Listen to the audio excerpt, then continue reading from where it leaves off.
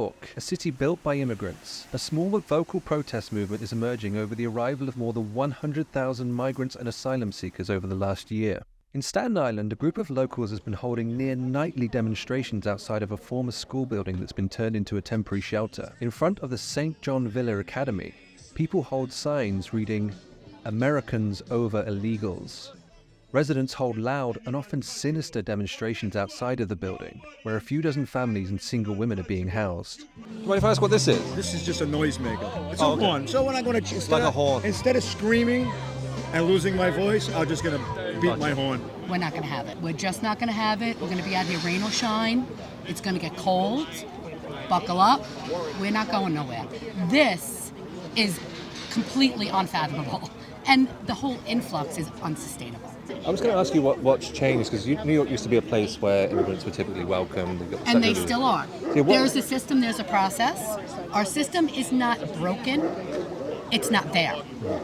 I come out every day because we have the right from a residential community to protect our community. These people, they got to go back to if they have to go to work, they go to work, get work permits. But the bottom line, that's not going to answer the question. We got to stop.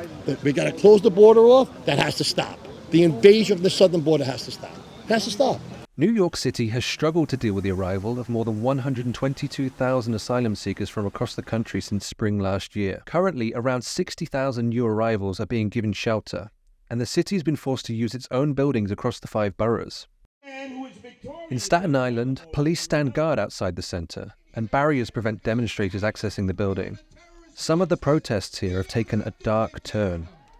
One local set up loudspeakers broadcasting threatening messages to the migrants. Because they're asylum seekers and they're untouchables. Well, guess what? Nobody in Staten Island is an untouchable. That is it! The Adams administration's response could alter the city's status as one of the world's most welcoming places for migrants. We have to stop the flow, force it. We have to make sure we have a real decompression strategy at the border. It's not sustainable. When you look at 10,000 a month, the math just does not add up.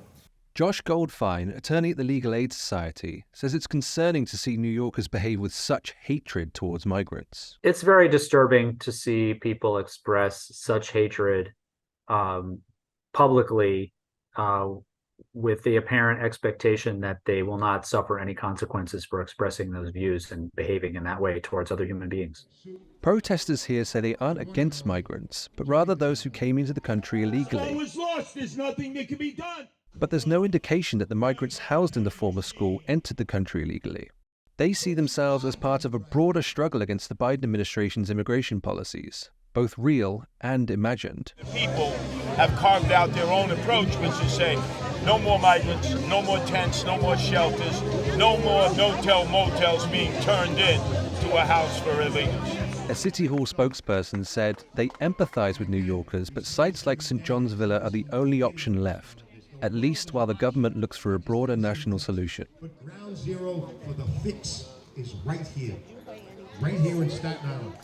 With no long-term solution in sight, the city will likely have no choice but to continue to house newly arrived migrants in buildings like this across the city. Please stop, right to shelter. Whether the locals like it or not.